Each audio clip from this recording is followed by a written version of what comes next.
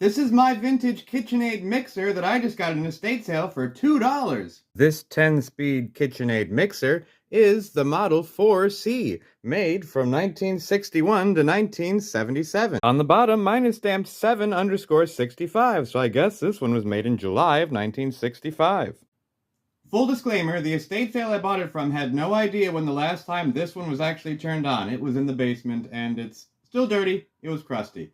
Without further ado, let's see if it works. It's plugged in now. Hey, look at that. Let's make some bread. Okay, I don't want to go any higher than that. This thing is old.